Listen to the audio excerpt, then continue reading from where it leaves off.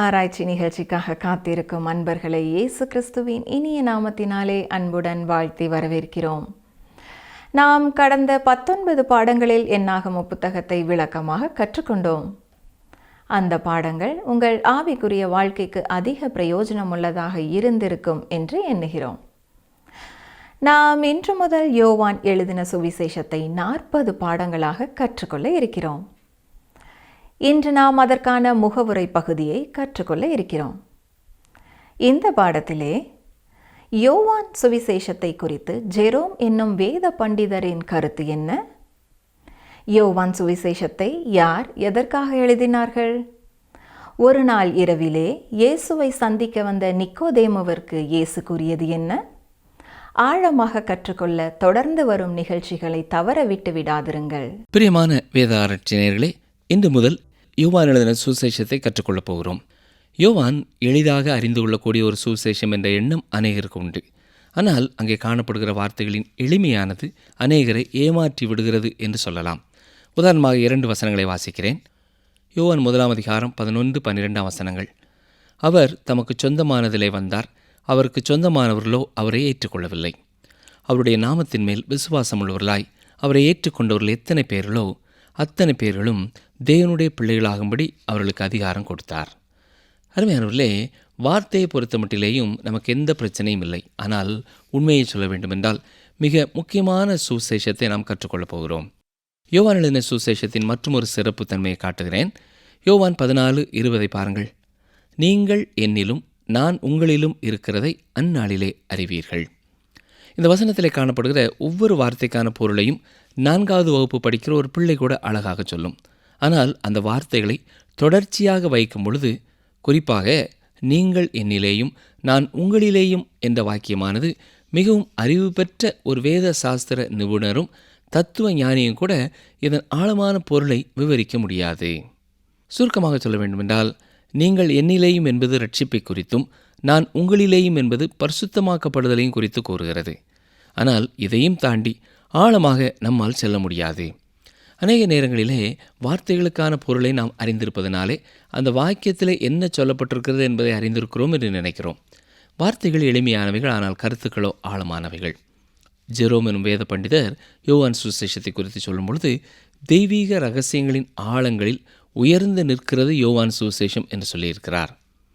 மற்றும் ஒரு வேத பண்டிதர் சொல்லும் பொழுது, அது கிறிஸ்துவனுடைய இருதயத்தை தொடுகிறது என்று சொல்கிறார்.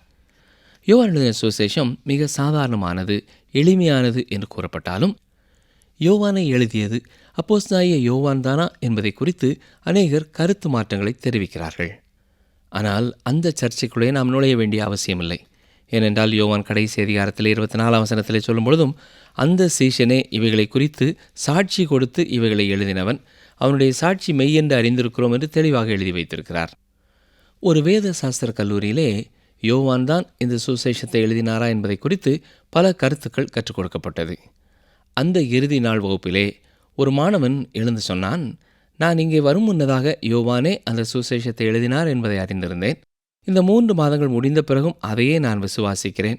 எனவே ஒரு செமஸ்டரை நான் வீணாக்கிவிட்டேனே என்று கூறினானாம். அருமையானவர்களே, நாம் அப்படிப்பட்ட தேவையற்ற சர்ச்சைக்குள்ளே நம்முடைய நேரத்தை செலவு செய்ய வேண்டிய அவசியமில்லை. வேதத்தை பொறுத்த மட்டிலேயும் நாம் வாசித்து புரிந்து கொள்ளுகிற காரியங்களுக்கு கீழ்ப்படிந்தாலே போதும். நமக்கு தேவையான ஒவ்வொரு சூழ்நிலைகளிலேயும் மேலும் மேலும் நாம் புரிந்து கொள்ளவும் அறிந்து கொள்ளவும் தூய ஆவியானவர் நமக்கு கற்றுக் கொடுக்கிறவராயிருக்கிறார். பப்பயஸ் என்பவரும் அலெக்சாண்ட்ரியா பட்டணத்தைச் சேர்ந்த கிளமண்ட் என்பவரும் யோவான் சுவிசேஷத்தை எழுதியது யோவானே என்று தெளிவாய் கூறியிருக்கிறார்கள். அலெக்சாண்ட்ரியா பட்டணத்திலே கிளமண்ட் என்பவர் கிறிஸ்துவுக்கு பின் 200வது ஆண்டிலே வாழ்ந்தவர். எனவே யோவான் தான் அதை எழுதினார் என்பதை நாம் பூரணமாக விசுவாசிக்கலாம். ஆனால் நாம் முக்கியமாக கேட்க வேண்டிய ஒரு கேள்வி, யோவான் ஏன் இந்த சுவிசேஷத்தை எழுதினார்? இதுவே கடைசியாக எழுதப்பட்ட புத்தகம். கிறிஸ்துவுக்கு பின் கிட்டத்தட்ட 100வது ஆண்டிலே இது எழுதப்பட்டிருக்க வேண்டும். புதிய ஏற்பாட்டின் மற்ற பகுதிகளை எழுதிய எல்லா அப்போஸ்தலர்களும் மறைந்து விட்டார்கள். யோவான் தனித்து விடப்பட்டிருக்கிறார். சிலர் சொல்கிறார்கள், ஆதி திருச்சபையிலே காணப்பட்ட ஒரு தவறான கொள்கைக்கு எதிராக எழுதினார் என்று சொல்கிறார்கள்.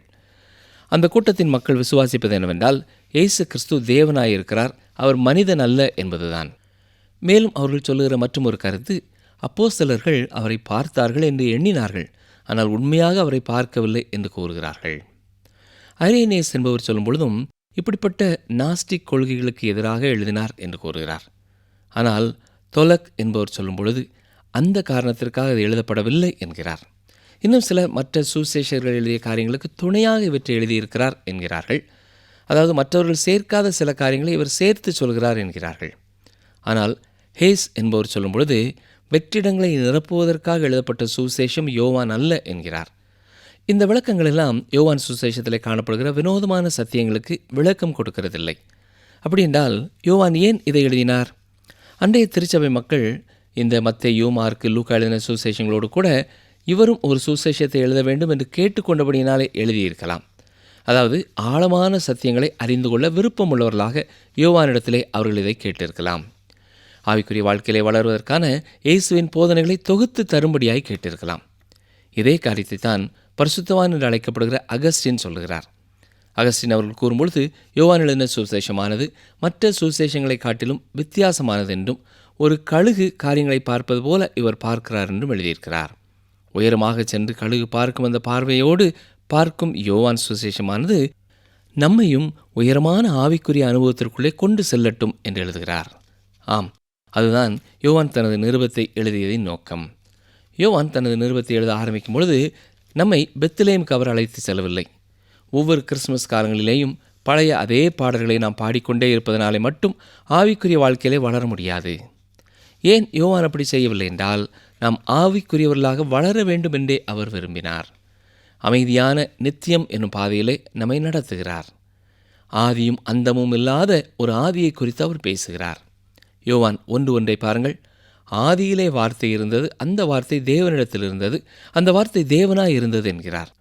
இந்த உலகமானது 30 லட்சம் ஆண்டுகளுக்கு முன்னாலே வந்தது என்று சிலர் சொல்கிறார்கள்.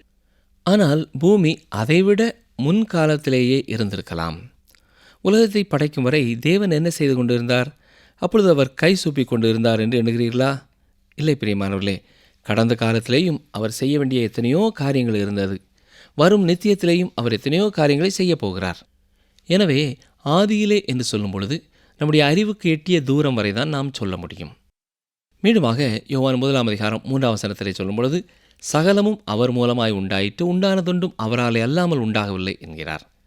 14 செல்லும் பொழுது அந்த வார்த்தை மாம்சமாகி கிருபையினாலும் சத்தியத்தினாலும் நிறைந்தவராய் நமக்குள்ளே வாசம் பண்ணினார் என்று சொல்கிறார். கிரேக்க தத்துவ ஞானிகள் கிரேக்க மனநிலையோடு லூக்காவை கற்றுக்கொண்டது போல இதை அறிந்து கொள்ள முயற்சிப்பார்கள் என்றால், எங்களுக்கு போதும், உம்மை நாங்கள் புரிந்து கொள்ள முடியவில்லை என்றுதான் சொல்வார்கள். ஆனால் யோவான் கேள்வி கேட்கும் கிரேக்கர்களுக்காக இதை எழுதவில்லை. எனவே தொடர்ந்து அவர் 1:18 வரும்பொழுது தேவனை ஒருவனும் ஒரு காலம் கண்டதில்லை, பிதாவின் மடியில் இருக்கிற ஒரே பேரான குமாரனை அவரை வெளிப்படுத்தினார் என்று எழுதுகிறார். வெளிப்படுத்தினார் என்று சொல்லும் பொழுது மனிதர்கள் அவரை கண்டு அவரை அறிந்து கொள்ளத்தக்க ஒரு இடத்திற்கு அவரை கொண்டு வந்தார். எந்த ஒரு ஆரம்பமும் இல்லாதவர்தான், நித்தியத்தைச் சேர்ந்த தேவகுமாரன். வைத்தியனாகிய லூக்கா ஒரு பெரிதாக காட்டும் பூத கண்ணாடியின் மூலமாக இயேசுவை பார்த்தார். யோவானின் வழிமுறைகள் வித்தியாசமானதாக இருந்தாலும் லூக்கா வந்த அதே முடிவிற்கே யோவானும் வருகிறார். யோவானின் முறையை விஞ்ஞான முறை என்று நாம் அழைக்க முடியாது. இயேசு கிறிஸ்துவை விசுவாசிக்கும் விசுவாசத்திற்குள்ளே கடந்து வந்த ஒரு கிறிஸ்தவனுக்கு மற்றும் ஒரு கன்னிப்பிறப்பு நடைபெற வேண்டும் என்பது அவசியமில்லை. ஏனென்றால் ஏற்கனவே அவன் அதை விசுவாசிக்கிறான். எனவே அவன் யோவான் எழுதின சுசேஷத்திற்கு வரும்பொழுது, அதை வாசிக்கும் பொழுது, கற்றுக்கொள்ளும் பொழுது எல்லையில்லா மகிழ்ச்சி பெறுகிறான். தனித்தாள் ஊழியத்திலே வேறு எந்த சுசேஷத்தையும் விட இந்த யோவான் சுசேஷமே அதிகமாக பயன்படுத்தப்படுகிறது. இது விசுவாசிகளுக்குரிய ஒரு சுசேஷம். ஏனென்றால் இயேசு கிறிஸ்துவை இரட்சகராக அறிந்திருக்கிறவர்கள் வளருவதற்கு இதில் அநேக சத்தியங்கள் உண்டு. யோவான் சுசேஷம் ஏற்கனவே விசுவாசத்திற்குள்ளே இருப்பவர்களுக்காக எழுதப்பட்டது. குறிப்பாக 13 முதல் 17 அதிகாரம் வரை உள்ள பகுதிக்கு ஒரு தலைப்பாக விசுவாசிகளுக்கு மட்டும் என்று எழுதலாம். அது மட்டுமல்ல, மற்றவர்கள் இதை வாசிக்க தேவையில்லை என்றும் எழுதி வைக்கலாம். ஏனென்றால் அந்த வேத பகுதி அவிசுவாசிகளுக்காக எழுதப்பட்டதே அல்ல. இயேசு கிறிஸ்து தன்னுடைய சீடர்களை மட்டுமே மேல் வீட்டறைக்கு அழைத்து சென்று அவர்கள் வளருவதற்கான காரியங்களை அவர்களோடு பேசினார். வேறு எந்த சுவிசேஷ எழுத்தாளரும் இவைகளை எழுதவில்லை. ஏனென்றால் அவர்கள் எல்லாருமே இயேசு கிறிஸ்துவை இரட்சகராக மட்டும் இந்த உலகத்திற்கு காட்ட விரும்பினார்கள். ஒருவேளை நீங்கள் கேட்கலாம், ஏன் யோவானும் அந்த விதமான ஒரு சுவிசேஷத்தை எழுதவில்லை என்று கேட்கலாம். ஏன் அவ்வாறு எழுதவில்லை என்றால், விசுவாசிகளுடைய வளர்ச்சிக்காக அவர் அந்த சுசேஷத்தை எழுதினார். எனவே மற்ற சுசேஷங்களைப் போல எழுதவில்லை. மற்றவர்களை விட யோவானே உயிர்த்தெழுந்த இயேசுவை குறித்து அதிகமாய் சொல்லியிருக்கிறார். அப்போஸ்தலனாகிய பவுலும் கூறும்பொழுது, கிறிஸ்துவை சரீரத்திலே நாம் அறிவோம், ஆனால் இனி நாம் அவ்வாறு அறியப்போவதில்லை என்கிறார். உயிர்த்தெழுந்த கிறிஸ்துவையே நாம் இப்பொழுது அறிந்திருக்கிறோம். எனவே இந்த காரணங்களினாலே யோவானும் உயிர்த்தெழுந்த இயேசு கிறிஸ்துவை குறித்து 7 முறை தெளிவாக எழுதுகிறார். உயிர்த்தெழுந்த இயேசு முதலாவது மகதலேனா மரியாளுக்கு காட்சியளித்ததை எழுதியிருக்கிறார். இரண்டாவதாக மேல் வீட்டறையிலிருந்து சீடர்களுக்கு காட்சியளித்ததை குறித்தும் அப்பொழுது தோமா இல்லாத ஒரு சூழ்நிலையையும் எழுதியிருக்கிறார். மூன்றாவது முறை தோமா இருந்தபொழுது இயேசு அவர்களுக்கு காட்சி கொடுத்தார். இவைகளை 20வது அதிகாரத்திலே பார்க்கிறோம். பின்னர் அவர் கலிலேய கடலோரத்திலே காட்சி கொடுத்ததை குறித்து எழுதுகிறார். அநேக சீடர்கள் மீன் பிடிக்கும்படியாக சென்றிருந்தார்கள். அவர்களை கரைக்கு அழைத்து ஏதாவது மீன் இருக்கிறதா என்று கேட்கிறார். யோவான் 21ஆம் அதிகாரம் 5ஆம் வசனத்திலே இதை பார்க்கிறோம். இதே கேள்வியை ஒரு நாள் அவர் என்னை பார்த்தும் உங்களை பார்த்தும் கேட்கப் போகிறார். சமீபத்திலே நீங்கள் ஏதாவது மீன் பிடித்திருக்கிறீர்களா? அவர் சொல்லுகிற வண்ணமாக மட்டுமே நாம் மீன் பிடிக்க முடியும். பின்னர் அவர்களுக்காக காலை உணவை அவர் ஏற்படுத்தி வைத்திருந்தார். ஆம், அருமையான சகோதரனை சகோதரியே, ஒவ்வொரு நாள் காலையிலேயும் உங்களை அவர் போஷிக்க விரும்புகிறார். மதியத்திலேயும் மாலையிலும் கூட ஆவிக்குரிய உணவினாலே அவர் உங்களை போஷிக்க விரும்புகிறார். பின்னர் தான் சீமோனை பார்த்து, நீ என்னை நேசிக்கிறாயா என்று கேட்டார். இயேசு கிறிஸ்து அவனை பார்த்து, நீ ஒரு வேத சாஸ்திர கல்லூரியிலே கற்று பட்டம் பெற்றால்தான் எனக்கு ஊழியம் செய்ய முடியும் என்று சொல்லவில்லை. அவர் கேட்ட கேள்வி, நீ என்னை நேசிக்கிறாயா என்பதே. அந்த ஒன்றுதான் அதற்கான விதிமுறை. இவ்வாறு நான் கூறுவதனாலே தவறாக என்னை புரிந்து கொள்ள வேண்டாம். நீங்கள் இயேசுவை நேசிப்பீர்கள் என்றால் ஊழியத்திற்காக நீங்கள் ஆயத்தப்படுவதற்காக ஒரு வேத சாஸ்திர கல்லூரிக்கு செல்லலாம். ஆனால் அவர் அறிந்து கொள்ள விரும்புகிற முதல் காரியம் நீங்கள் அவரை நேசிக்கிறீர்களா என்பதுதான். இன்றைக்கு எண்ணற்ற மக்கள் அவருக்கு ஊழியம் செய்யாமல், அவருக்கு சேவை செய்யாமல் இருப்பதற்கு காரணம் அவர்கள் அவரை நேசிக்கவில்லை. தொடர்ந்து வருகிற பகுதியிலே பேதுருவின் இரத்த சாட்சியான மரணத்தை குறித்து குறிப்பிடுகிறார். ஆனால் யோவான் தொடர்ந்து வாழப்போகிறார். ஏனென்றால் இந்த சுசேஷத்தை அவர் எழுத வேண்டும். 3 நிருபங்களை அவர் எழுத வேண்டும். வெளிப்படுத்தின விசேஷத்தை அவர் எழுத வேண்டும். இந்த 7 இடங்களிலே தான் உயிர்த்தெழுந்த இயேசு காட்சி கொடுத்ததை குறித்து யோவான் குறிப்பிட்டிருக்கிறார். இவை எல்லாமே விசுவாசிகளுக்குரிய நிகழ்ச்சிகள். இன்றைக்கும் இந்த சம்பவங்களை வாசிக்கும் பொழுது நாம் ஆவிக்குரிய ஆசீர்வாதங்களை பெற்றுக்கொள்கிறோம். இயேசு கிறிஸ்து பிறந்த காலத்திலே அந்நாட்களிலே தேவனை அறியாத மக்கள் மத்தியிலே ஒரு எதிர்பார்ப்பு இருந்து கொண்டே இருந்தது. அது வினோதமான ஒரு காரியமாகவே தெரிகிறது. ஷெலிகல் என்பவர் சொல்லும் பொழுது, சீனாவிற்கு சென்ற புத்த ஊழியர்கள் மேசியாவை தேடிச் சென்ற சீன துறவிகளை கண்டார்கள் என்று குறிப்பிட்டிருக்கிறார். அவர் வருவார் என்ற ஒரு எதிர்பார்ப்பு எல்லா மக்கள் மத்தியிலேயும் இருந்து கொண்டிருந்தது. எங்கிருந்து வந்தார்கள் என்று தெரியவில்லை. ஆனால் கிழக்கிலிருந்து எருசலேமை நோக்கி அந்த ஞானிகள் வந்து, யூதருக்கு ராஜாவாய் பிறந்திருக்கிறவர் எங்கே என்று கேட்டார்கள். மிக அற்புதமான வகையிலே இந்த யோவான் எழுதின சுசேஷம் விசுவாசிகளின் தேவையை சந்திக்கிறதா இருக்கிறது. மட்டுமல்ல, கிழக்கத்திய நாட்டு மக்களுக்காகவும் இது சிறப்பாக எழுதப்பட்டிருக்கிறது. கிழக்கத்திய மக்கள் என்று சொல்லும் பொழுது எகிப்தியர்கள், பாபிலோனியர்கள், பெர்சியர்கள் மட்டுமல்ல, இந்தியாவிலும் சீன தேசத்திலும் உள்ள கோடிக்கணக்கான மக்களை இது குறிக்கிறது. இந்நாட்களிலும் கூட இந்த எல்லா இடங்களையும் குறித்து அதிகமாக உலகத்தின் மற்ற பகுதிகளுக்கு தெரிகிறதில்லை. திபெத் மற்றும் மங்கோலியர்கள் வாழும் இடத்தை குறித்து என்ன நடக்கிறது என்று உலகத்திற்கு தெரியாது. எனவே இன்னமும் மறைபொருளான கிழக்கு என்றுதான் இதை சொல்ல வேண்டும். நாம் கிழக்கத்திய நாடுகளை குறித்து அறிந்திருக்கிற ஒரு உண்மை, இங்கே செல்வ செழிப்பு உண்டு, அடுத்தாற்போல தருத்திரமும் உண்டு. இப்படிப்பட்ட மறைவான தேசத்திலிருந்தே இயேசுவை பார்க்க அந்த ஞானிகள் புறப்பட்டு போனார்கள். அவர்கள் பொன், தூபவர்க்கம், வெள்ளைப்போளம் ஆகியவற்றை கொண்டு வந்தார்கள். இங்கே அநேக கேள்விகளுக்கு விடை வேண்டியதாயிருக்கிறது. இந்த கிழக்கத்திய மேன்மை குறித்து கேள்விப்பட்டிருப்பதைப் போல அங்கே நம்ப முடியாத அளவு செல்வ செழிப்பு உண்டு. இன்றும் அது இருக்கிறது. மிக அலங்காரமான அரண்மனைகள், முத்துக்கள், வைடூரியங்கள் அத்தனையும் உண்டு. உண்மையாகவே கொலம்பஸ் இந்தியாவை வந்து அடைய வேண்டும் என்பதற்காகவே புறப்பட்டார். ஆனால் அந்த நேரத்திலே போய் அவர் அமெரிக்காவை கண்டுபிடித்தார்.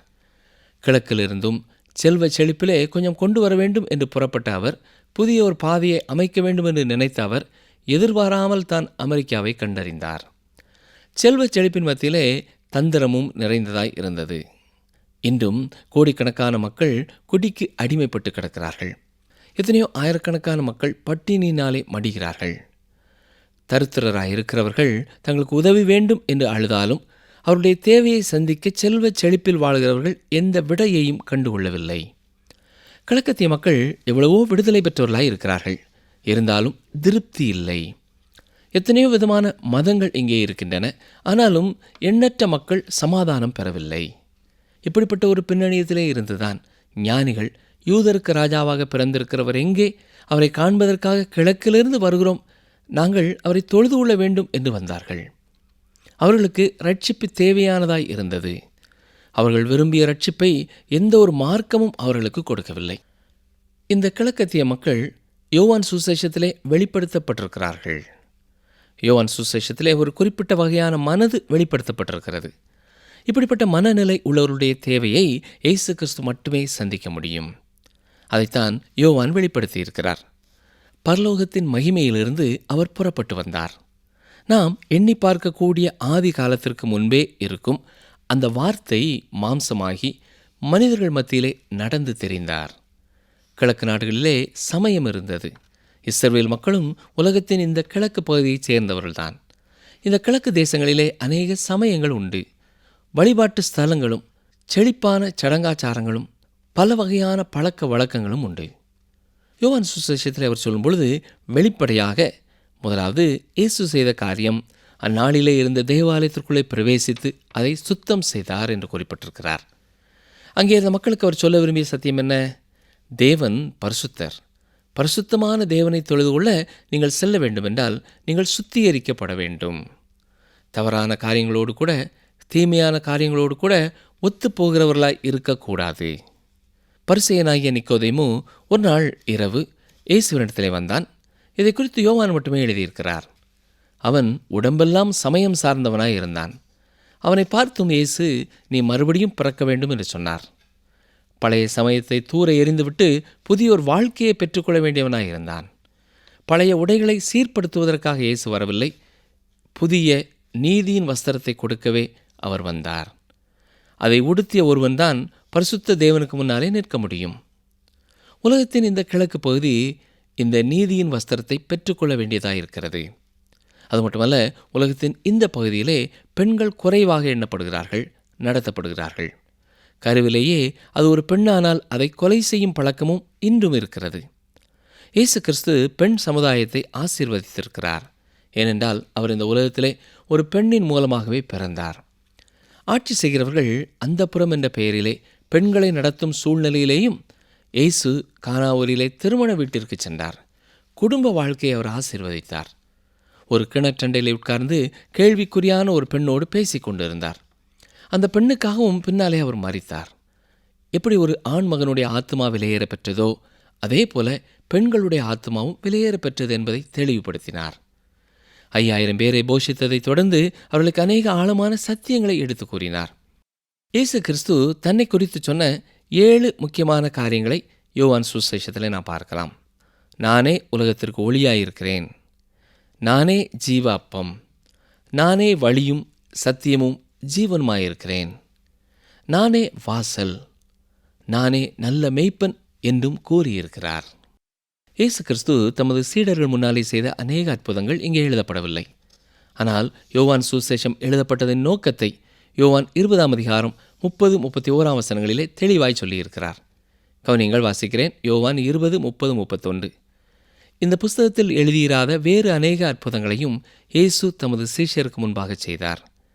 இயேசு தேவனுடைய குமாரனாகிய கிறிஸ்து என்று நீங்கள் விசுவாசிக்கும்படியாகவும் விசுவாசித்து அவருடைய நாமத்தினாலே நித்திய ஜீவனை அடையும்படியாகவும் இவைகள் எழுதப்பட்டிருக்கிறது. அருமையானவர்களே, இன்றைக்கு மனிதனுக்கு தேவை சமயம் அல்ல, வாழ்க்கை.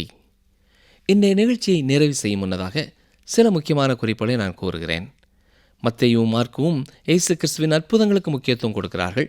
லூக்கா இயேசு கூறிய ஊமைகளுக்கு முக்கியத்துவம் கொடுத்து எழுதியிருக்கிறார். ஆனால் இந்த இரண்டையுமே யோவான் செய்யவில்லை. யோவான் சுவிசேஷத்தில் நாம் வாசிக்கிற அற்புதங்கள் அடையாளங்களாக கொடுக்கப்பட்டிருக்கின்றன.